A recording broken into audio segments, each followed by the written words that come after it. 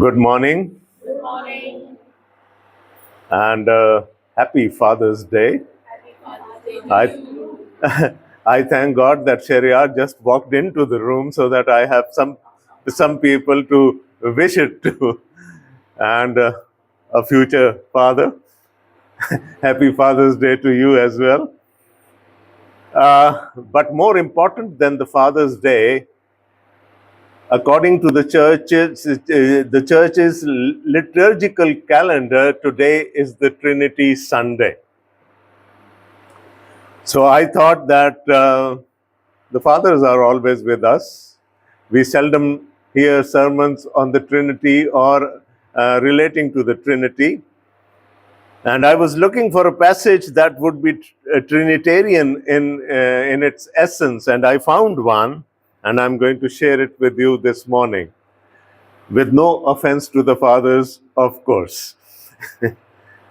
Let's look at Romans chapter 5 and the first 11 verses.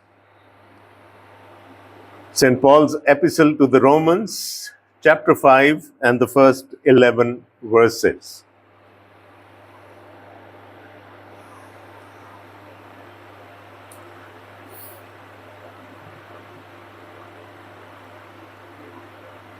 The word of God says, "Therefore, since we have been justified through faith, we have peace with God through our Lord Jesus Christ.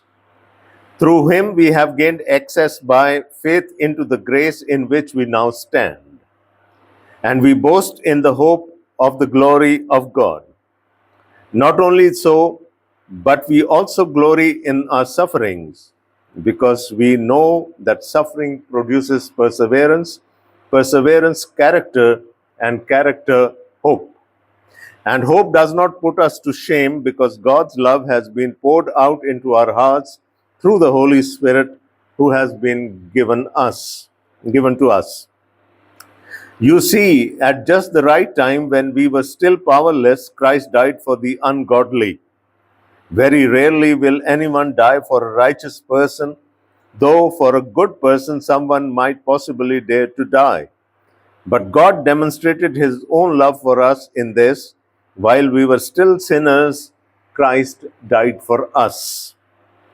Since we have now been justified by his blood, how much more shall we be saved from God's wrath through him? For if while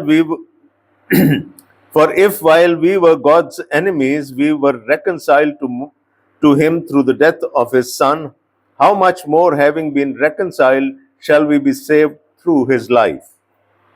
Not only is this so, but we also boast in God through our Lord Jesus Christ, through whom we have now received reconciliation.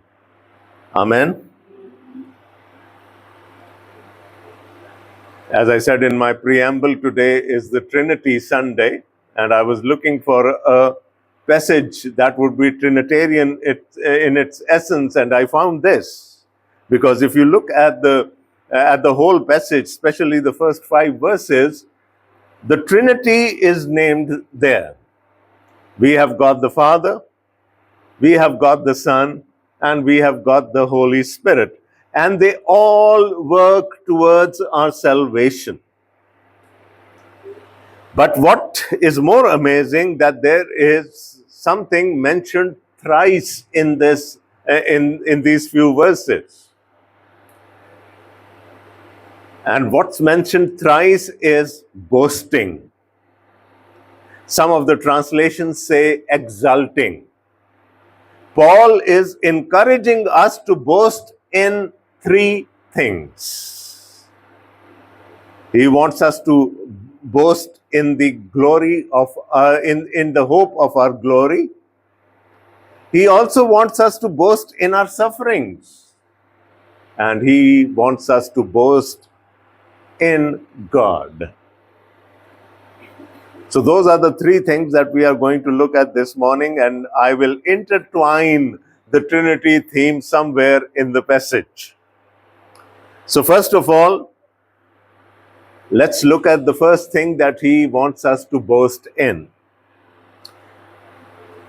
The first verse says, therefore, since we have been justified through faith, we have peace with God through our Lord Jesus Christ. Through him, we have gained access by faith into the grace in which we now stand, and we boast in the hope of the glory of God.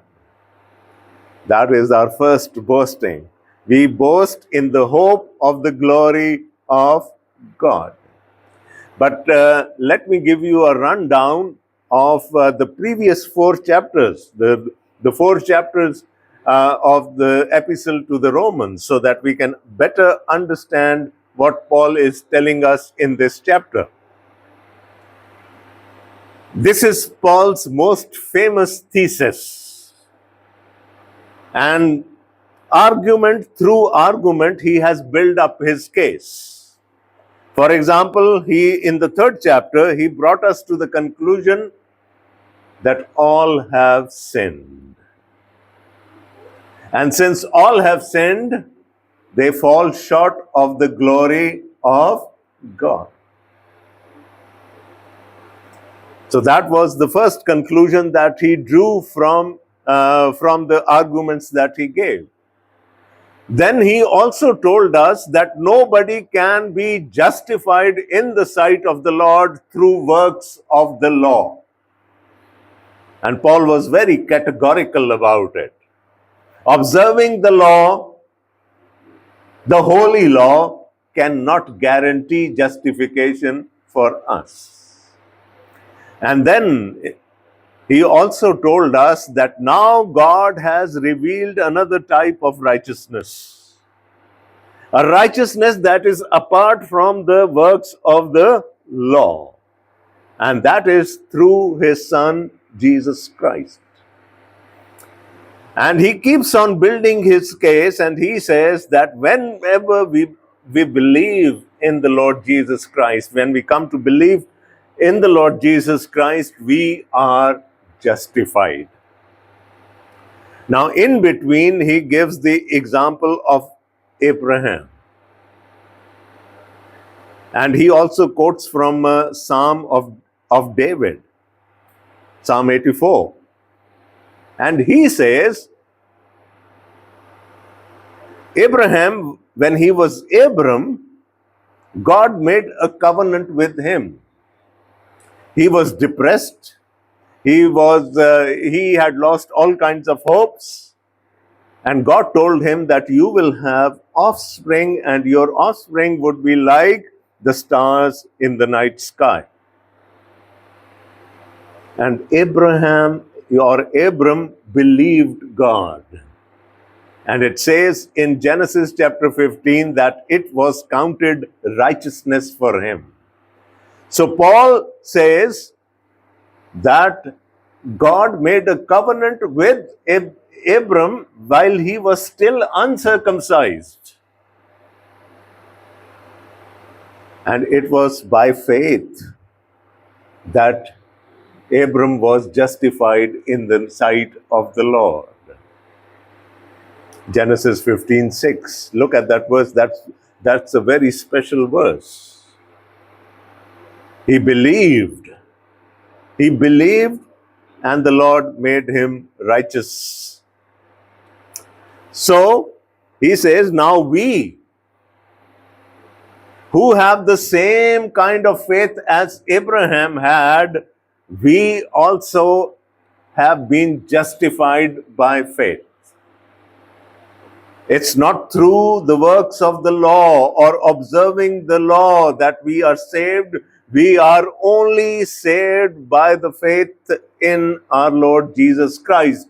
When we take off our own unrighteousness and wear the righteousness of our Lord Jesus Christ, that we are justified in the sight of the Lord. And now then he has made that point, those points in the first four chapters of the book of Romans. And now he says, therefore, since we have been justified through faith. I think all of you by now know the three stages of our salvation. There's justification, there's sanctification, and there will be glorification. Right? Today we stand justified in the sight of the Lord if we believe in the Lord Jesus Christ. And if we have been justified, we are being sanctified now. It's a long process where the inner dirt, all the impurities that we carry within ourselves are taken away by the word of God and the Holy Spirit. And then we wait for the future glory, the glory in which all of us are going to enter. But it starts with justification, and Paul is adamant about this, that justification comes through faith. And we want to keep our theology very, very clear. No works involved. Churches are drifting towards the work theology. It's not like that. We are not justified through our works. We are justified through faith and the grace of God. So he says, therefore, since we have been justified through faith, we have peace with God through our Lord Jesus Christ, through whom we have gained access by faith into the grace in which we now stand. And we boast in the hope of the glory of God. So before we could achieve that glory, there was something that had to be done. Christ had to die in our place. So he says, now look at the faith of Paul here. Although we will be receiving this glory when the Lord Jesus Christ comes back again, he says we have already received it. It will be consummated in full at the second coming of our Lord Jesus.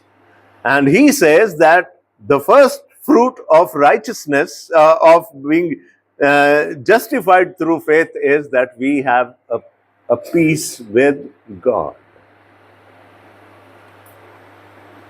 And why did we need that peace? Paul answers that question in verses 10 and 11. He says, for if while we were God's enemies, we were reconciled to him through the death of his Son, how much more, having been reconciled, shall we be saved through his life? Not only is this so, but we also boast in God through our Lord Jesus Christ, through whom we have now received reconciliation. He is talking about peace.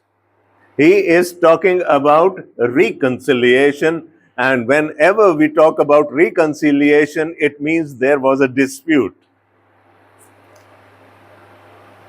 If people have to be reconciled together, it means that they were apart from each other. Now, all of us believe that ours is a holy God. Do you believe that? He is holy. And how holy is he? He cannot even look at sin. Is that holy? So, since he is holy, and we, by the virtue of the sins we commit, we are unholy. Now you can see, how far would God drift away from us? Or how far would we drift away from God? Because his eyes cannot stand the sight of sin.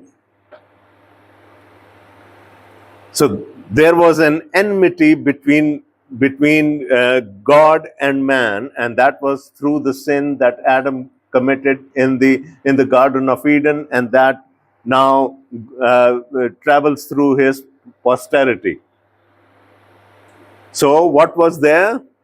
There was this chiasm between God and man. There was this distance which kept on growing between God and man. And as in the epistle to the Ephesians, Paul says, we deserved the wrath of God. Now that was the situation before Christ came in. God, man. A big separation, enmity between God and man. And then Paul says Jesus Christ came in, and through sacrificing himself on the cross, he bridged that chasm. The enmity vanished. And now he says we are at peace with God. Therefore, since we have been justified through faith, we have peace with God through the Lord Jesus Christ. Now, who is the guarantor of that peace? Where does the guarantee or the warranty comes from? It comes from the Lord Jesus Christ, because he brought in that reconciliation. So, Jesus guarantees that we would now have peace with God. And why should and how did that happen? He knows. He knows it very well, because he hung from the cross for quite a considerable amount of time. So what happened was that he brought us back to God. And we now enjoy peace with God. No more enmity, since we have been justified through faith. And what does he say in chapter 8 and verse 1? Now, all those who are in Christ Jesus, what happens to them? There is no condemnation for them. So previously we were under the wrath of God. Now we are covered by the love of God. And that enmity has been taken care of. We are now reconciled to God, and that is the blessing that we received out of our justification. And not only that, in verse 2 he says, through whom we have gained access by faith into this grace in which we now stand. So we were away. We could not approach God. Everything was under cover. But then what happened? As we were justified, the enmity was taken away. Remember, the curtain of the Holy of Holies was torn apart in two pieces at the time of Jesus' death. Now we have access into the presence of God. In our sinful self, we could not approach God. We couldn't even think of it. But because of that sacrifice of our Lord Jesus Christ, now we have access to the grace of God. And that grace is available to us 24/7. We have been saved by grace, and we live by grace. That is how Christians are differentiated from the rest of the world. We are under God's grace. Ask anyone else belonging to any other religion. Are you confident of your salvation? What kind of an answer do you expect? Not sure. Not sure. They would even pray for the dead one. Ask a Christian, are you sure of your salvation? Yeah, I can see big heads nodding. And we are sure through our Lord Jesus Christ. So what is Paul telling us? He is telling us that at one point in time we were away from God, far away from God. There was enmity between God and us. Jesus Christ came in to fill that gap, to reconcile us back to God. And now through His work, we are now able to access the grace of God. Something that we could not do before that. We have now direct access into the presence of the Lord. Although God lived with the Israelites in the tent of meeting, in the tabernacle, and also in the temple in Jerusalem, but He restricted Himself to a very small cubicle, a very small space, and no one could approach Him. But now, through our Lord Jesus Christ, we can approach God, and that is marvelous. So you can see the two of the persons of the Trinity working here. God, His grace, and the sacrifice of Jesus combining together to to justify us. Right? So our salvation is also Trinitarian in nature. All the three persons of the Holy Trinity work towards that. So justification, God the Father, God the Son. And then he says in the last part of verse 2, and we boast in the hope of the glory of God. Since we have been justified, we have been promised glory. Right? And we will have that glory. We believe we will have that glory when the Lord Jesus comes back again and He takes us home with Him. We will enter into the glory of God and we will share the glory of our Lord Jesus Christ there.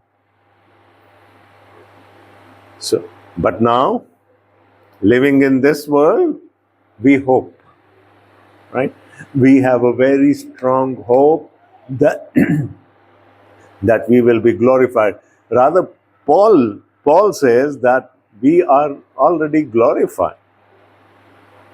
Since we have access to God the Father, we have been glorified. Yes, it will be fully consummated when Jesus comes back again. So, step number 1 was Jesus dying for us to make us justified in the sight of the Lord, in God, and that justification comes only through faith. And once we are justified, there is reconciliation, there is peace with God, shalom, and we have access to God the Father, to His grace. We can now live in His grace. How good it is. And as I said, I would be intertwining the theme of the Trinity in somewhere in, so I told you that justification is through God the Father and God the Son. We believe and instantly we are saved. We are justified. That is the first step towards our salvation. And Paul says, it's not something light. He said, boast in the hope of the glory of God. We have to tell others where others are confused. We have to tell them that we have a very, very confident hope, because we have a Lord who died, who was buried, and yet he rose again from the dead, giving us a paradigm to believe in, giving us an example of to believe in, that as he was raised from the dead, we also will be raised from the dead and to share his glory. So he says, boast in the glory of God. Now there is a second thing that he wants us to boast in as well. Verse 3. Not only so, but we also glory in our sufferings, because we know that suffering produces perseverance, perseverance, character, and character, hope.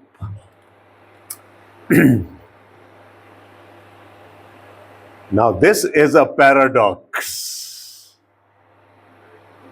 isn't it? He is asking us to boast in our sufferings. खुला तजाद है ये. Right? It's a paradox. It's hard to believe. If someone is suffering and we said, oh, please boast, what would the other person say? So, the human mind cannot comprehend it. It is only a redeemed person who can comprehend that he can also exalt or boast in his suffering. You see, I told you, the first step of our salvation is justification. And who were responsible for it? God the Father and God the Son.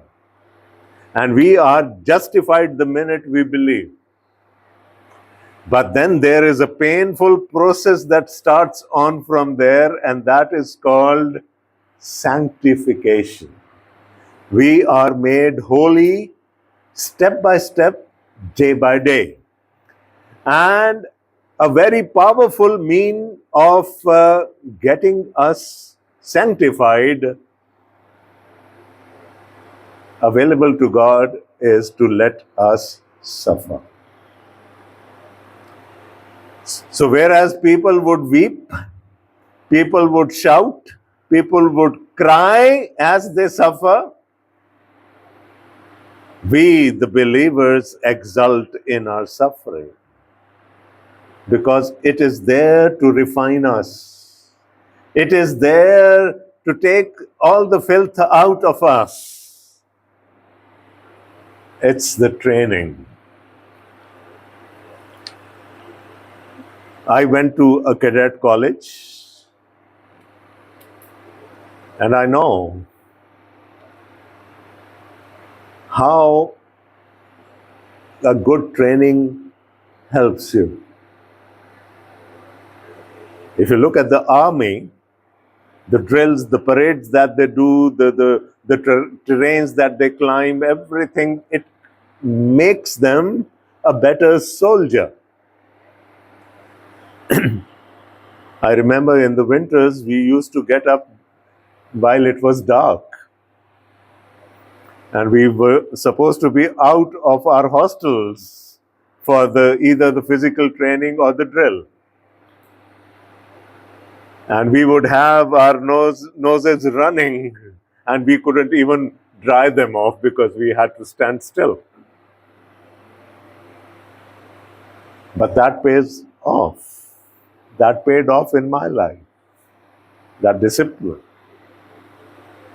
So God puts us through suffering to discipline us, to train us, to make us fit for the glory in which hope we have to exult, we have to boast.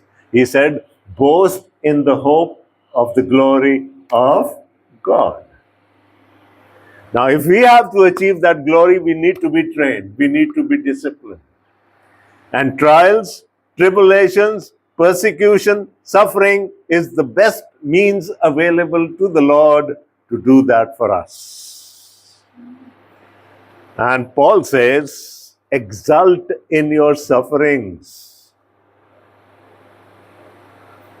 You cannot refine silver, or you cannot refine gold without putting it on fire. We have to suffer. And Paul says, not only so, but we also glory in our sufferings because we know that suffering produces perseverance, perseverance, character, and character, hope. Wow. Suffering produces perseverance. It teaches us to be patient. It teaches us to bear the whole thing. And he says, perseverance produces character, and character, hope. So as we are sanctified day by day, what happens is we learn to persevere. We learn to be patient. And slowly and gradually our personalities are changed. And remember my sermon on Romans 8, we are conformed to the image of Christ. So sanctification is needed. Sanctification is needed to make us Christ-like. And the author of the book of Hebrews says, he also suffered. He also suffered and then was glorified. So the path to glory is through suffering. At the end, it gives us hope. Hope of what? Hope of the glory of God. So, we are in our training period now. Right?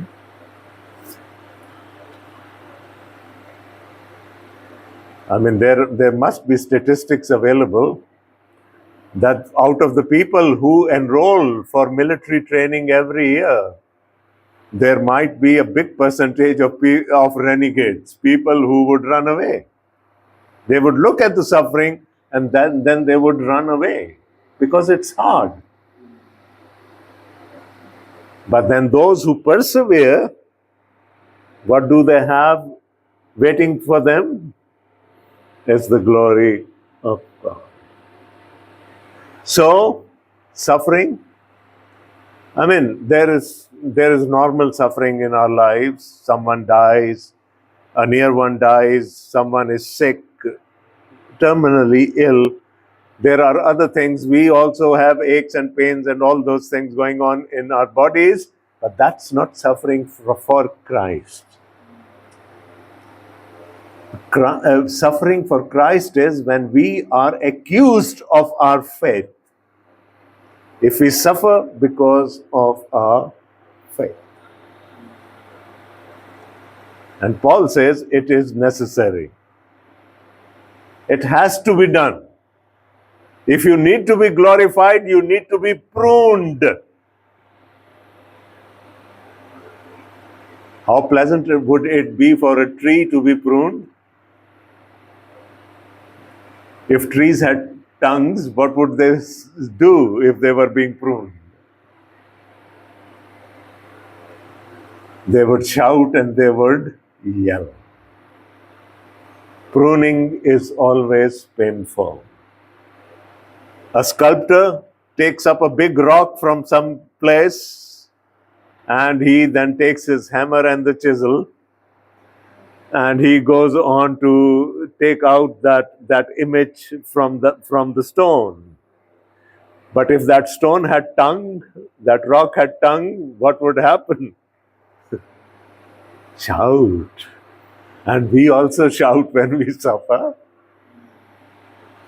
But Paul says we have to bear with it. Why bear with it? Because it has a reward which is far greater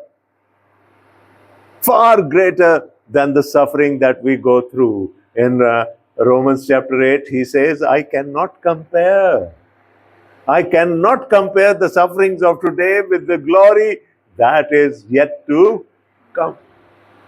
No comparison at all.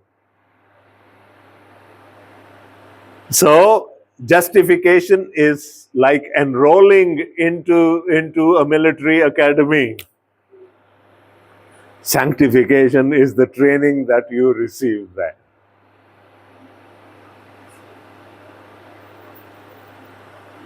So, he says you have to boast in your suffering. Why? Not only so, but we also glory in our sufferings because we know that suffering produces perseverance, character, and character, hope, and hope does not put us to shame. It doesn't put us to shame. Because God's love has been poured out in our hearts through the Holy Spirit who has been given to us. So justification, it was God the Father, God the Son. Sanctification is God the Father and God the Holy Spirit. We all received the Holy Spirit as a gift when we believed.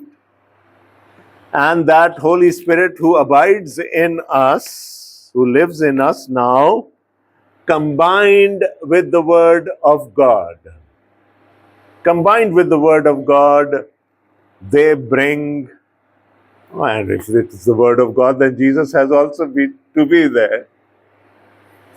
So combined, they bring that change in us. We read something in the Word of God, the Holy Spirit then convicts us from within. And He keeps on convicting us until we fall down before the Lord and we ask forgiveness for that. And slowly and gradually those sins are taken away from our lives and we keep on becoming like Christ. Remember, that's what He wants to see in us. He wants to see the image of God in us, image of His Son, Jesus in us. But it is hard, right? So we suffer, and suffering gives us perseverance, perseverance gives us character, and character then gives us hope. And He says, do not worry about it. God is there with you. He lives in you in the form of the Holy Spirit. So He will take you through this period of suffering. He will give you the strength.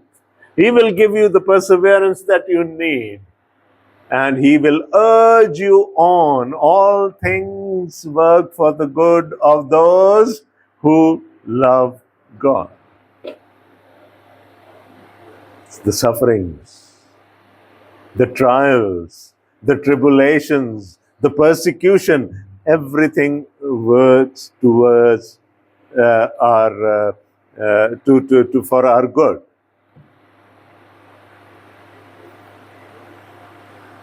So He says,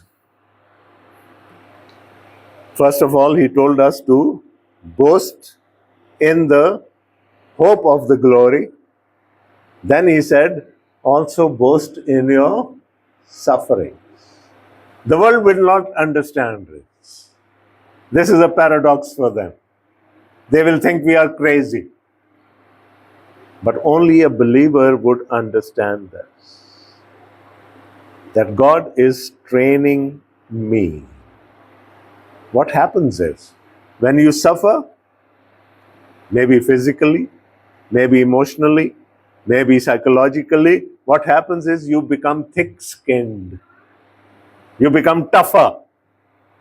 And that toughness gives you the perseverance that you need to stand in the midst of persecution. So now we have seen that the two things that we need to boast in. First, the glory of God. Second is the sufferings that we go through. Then in verse 6, he tells us, you see, at just the right time when we were still powerless, Christ died for the ungodly. Very rarely will anyone die for a righteous person, though for a good person, someone might possibly dare to die. But God demonstrates his own love for us in this: while we were still sinners, Christ died for us. Amen. While we were still sinners, Christ died for us. God did not issue a decree, oh, please behave yourselves before I send my son in. Did he say that? No. If you behave yourself, you will get good grades. No. He did not expect anything from us. And I believe there is only one God. There is only one God whom we see in the Old Testament and in the New Testament. And the modus operandi, the MO of God is also the same in the two testaments. God did not work in any other way in the Old Testament and now he's working in another way. No. One Bible, one story, one God, and one MO. You cannot separate it. What happened? God did not ask the Israelites to behave themselves before he would redeem them out of Israel, out of Egypt. Did he? No. He just took them out. And they had forgotten who he was. Moses said, Lord, what would I tell your people? Which God has sent me? Isn't that funny? Their theology had mingled in Egypt. But God did not say that if you behave yourselves, if you are good kids, if you believe in me, I will take you out of Egypt. Right? What is Paul saying here? But God demonstrates his own love for us in this: while we were still sinners, Christ died for us. So when the Israelites came out of Egypt and they came to Mount Sinai, then God gave them his law. Well, this is your code of conduct for the future. I have already redeemed you. I have brought you out of the teeth of your enemies. But now, for the future, this is what I expect from you. All right? God did not lay any conditions for his son to come into this world. What is Paul telling us? What did he do? While we were still sinners, Christ died for us. God did not put any condition. Finger on your lips. Nobody is to move. Behave yourself, become good kids, and then I will send my son into this world. No! It's the same God who redeemed Israel and then gave them his law. He now sends his son without putting any condition, out of sheer grace. Without putting any condition, he sent his son to save us while we were still sinners. Hallelujah. That's our God. And that is biblical theology. From cover to cover, it is the same God. No difference. Even his working methods have not changed. One God. One way of working. And I must have told this before, but I'm just going to repeat it so that you would remember. The God of Bible shows grace first and then asks for obedience. I must have told this many a time. So in the Bible, it's always grace before obedience. He said, I will redeem you. I have redeemed you. And now you have to live according to the code of conduct that I am giving you.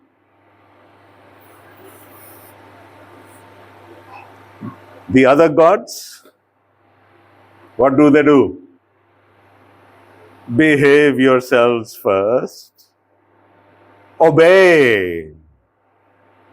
And then I would see if I have grace upon you. Difference? Is there a difference between the two theologies? One is grace before obedience. The other is obedience before grace. Is it a minor difference? Is it a minor difference? Huge difference. Why don't we tell it to people then? They have all sort of stupid ideas about our theology. Why don't we give them the correct theology? Well, this is the difference. This is the basis of the confidence that I have. This is my hope and I boast in it. No matter, people would say, if you have the hope of glory, why are you suffering today? And then you can say, oh, thank you. You reminded me of that. I boast in my sufferings as well.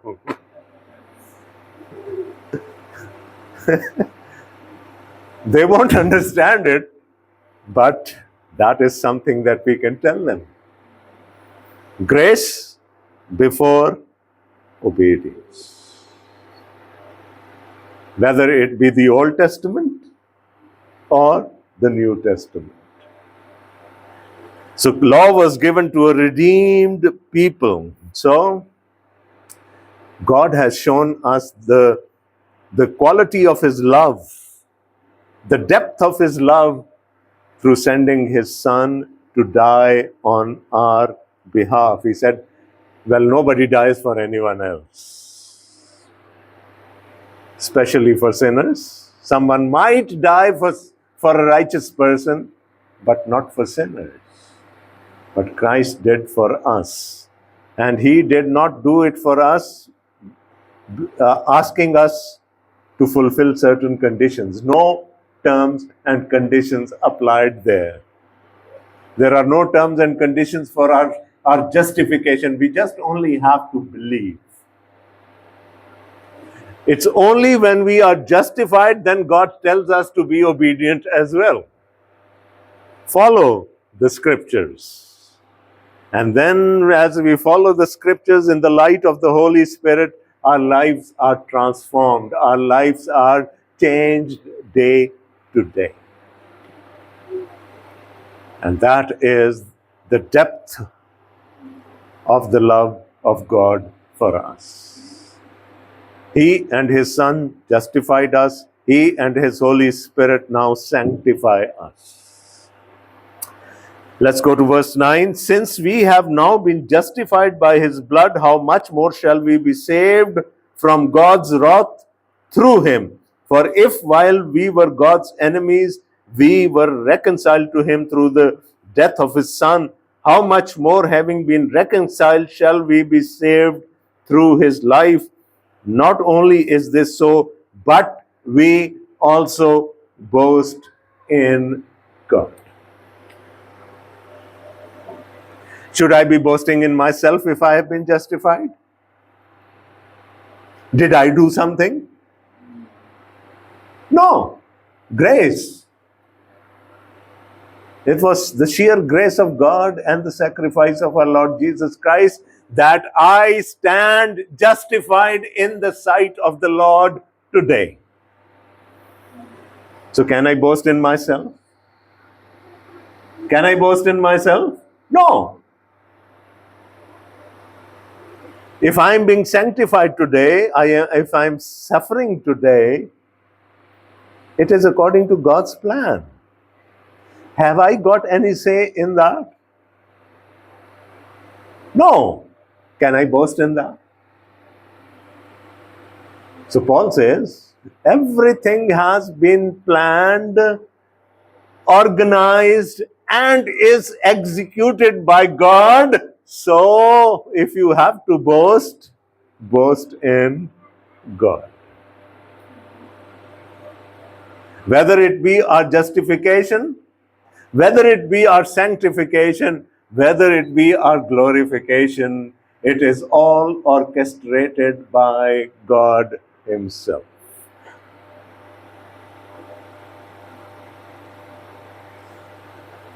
Speechless now. What a wonderful God we have. What an awesome God we have.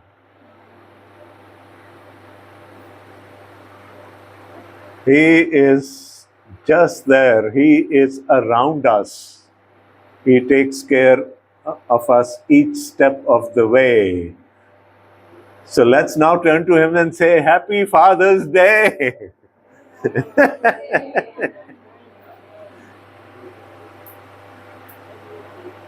We might have earthly fathers, but we have a heavenly Father who far exceeds anything. His love exceeds everything. His grace has no limits. Can we have a better God than Him? No, we can't. And that's why Paul says, now if you have to boast, boast in your God. Boast in God through our Lord Jesus Christ, through whom we have now received reconciliation. We could not reconcile ourselves to God. He took the first step. You see, something that amazes me always, 50% of the work for our salvation has been done by God. Most of it has been done by God. Our job is only to have faith.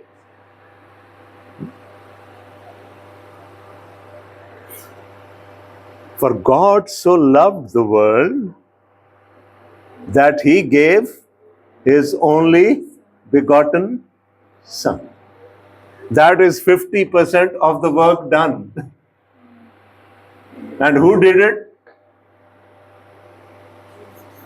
God the Father. Right? He sent His Son. For God so loved the world that He gave His only begotten Son. The way I'm going to divide this verse, you wouldn't have done it before. 50% done in the past by God Himself. So, whosoever believes in Him shall not perish, but have 50% of the work done, 50% of the work yet to be done. If you have already believed, you have the promise of eternal life. You would not perish. So our God does the bulk of the work for our salvation. For God so loved the world that He gave His one and only begotten Son. Done, dusted. He doesn't have to do that again. Right?